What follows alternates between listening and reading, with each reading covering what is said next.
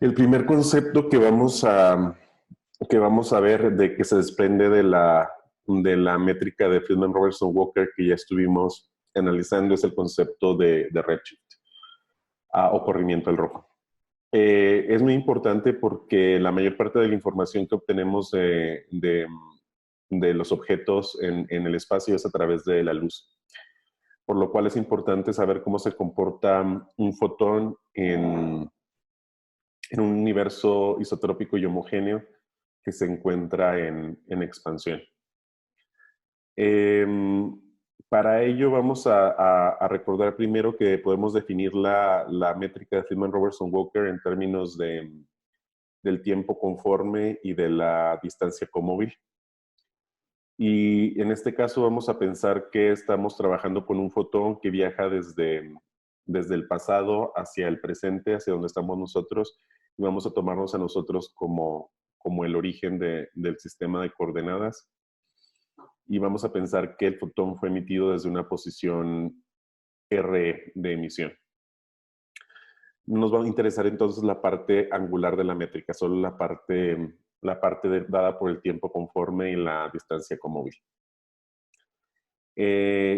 Recordemos además que un fotón viaja por geodésicas nulas, lo que implica que ds es igual a 0. Y por lo tanto, vemos inmediatamente de la métrica que se debe cumplir que d tau es igual a d chi, o la diferencia en el tiempo conforme es igual a la diferencia en la distancia comóvil. Ahora bien, recordemos acá abajo tenemos la definición de tiempo conforme. Como les decía, vamos a suponer que nosotros estamos en el tiempo t0, nosotros estamos en el tiempo del origen y que el fotón fue emitido en un tiempo te. Entonces, en lugar de tener t0, vamos a tener un tiempo de emisión te. Por lo tanto, es obvio que nos va a quedar el tiempo propio, el tiempo conforme del tiempo propio t0 menos el tiempo conforme del tiempo propio de emisión. Por otro lado, recordemos que la definición de la distancia conforme viene dada por esta integral esencialmente. Que en este caso nosotros, como les decía, vamos a estar en el origen, vamos a definir que nuestra posición es el origen y vamos a tener una distancia, una posición de emisión en RE. Por lo tanto, vamos a tener la distancia comóvil de RE menos la distancia comóvil del origen. Y como nosotros, por la definición de origen, esto se reduce esencialmente a la distancia comóvil de la posición de emisión de RE. Ahora bien, recordemos que la luz esencialmente se comporta como ondas, entonces imaginemos que el siguiente pico de la onda está en un delta de T0.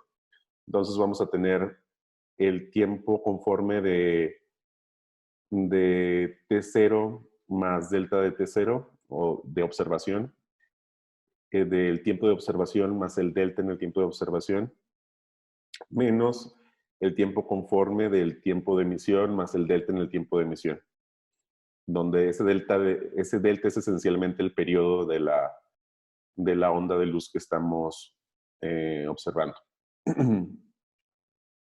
Y bueno, eso se reduce eso es igual a la distancia comóvil de RE, de la posición de emisión. Ahora bien, si combinamos estas dos ecuaciones, podemos escribir entonces esta ecuación de aquí abajo. Vamos a tener, es la combinación de las dos ecuaciones de arriba claramente. Donde de un lado dejamos todo lo que está en términos del tiempo de observación y del otro lado dejamos todo lo que está en términos del tiempo de emisión. Ahora bien, en general, el periodo de la onda va a ser mucho más mucho más pequeño que el tiempo propio de emisión y igual que el tiempo propio de observación. Por lo tanto, podemos escribir a partir de la definición del tiempo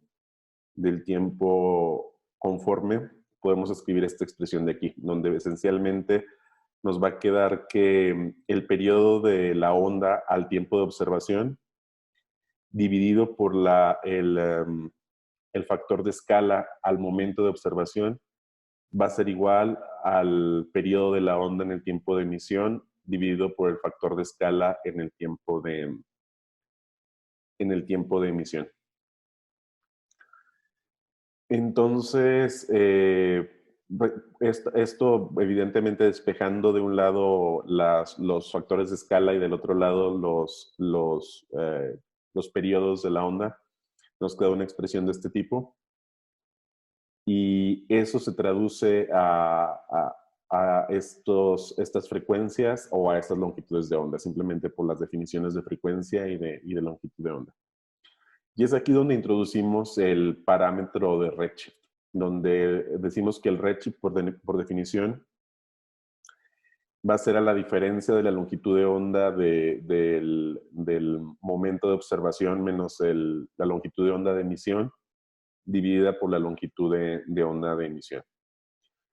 Y eso se puede escribir también de esta forma, donde esencialmente 1 más el redshift es igual al cociente de la longitud de onda de observación dividido por la longitud de onda de emisión, o igual al cociente del factor de escala del tiempo de observación dividido por el factor de escala del tiempo de emisión.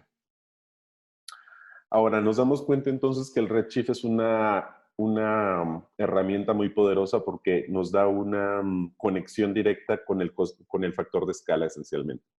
Y recordemos que el factor de escala es esencialmente lo que mide la historia de expansión del universo. Esencialmente nos dice cuánto ha crecido el universo desde que comenzó su expansión.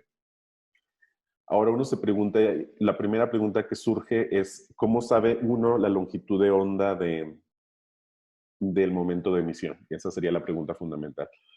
Y bueno, la respuesta a eso es que lo sabemos porque conocemos las transiciones atómicas o moleculares en el espectro de los objetos que estamos observando y podemos identificar estas características en el espectro observado.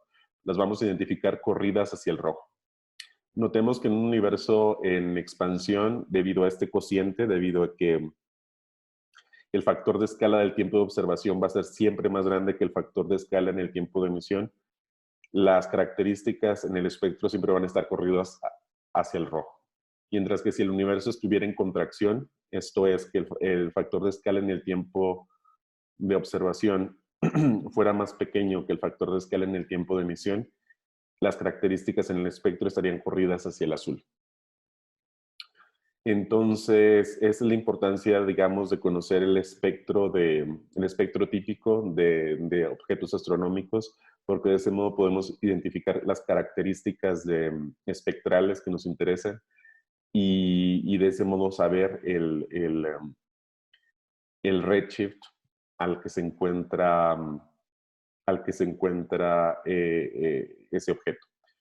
Y esa redshift nos va a decir esencialmente cuánto ha crecido el universo desde el momento en que la luz se emitió hasta el momento en el que estamos observando esa luz. Así que es de una relevancia increíble este parámetro. Es uno de los parámetros más importantes que tenemos en todo el estudio de la cosmología.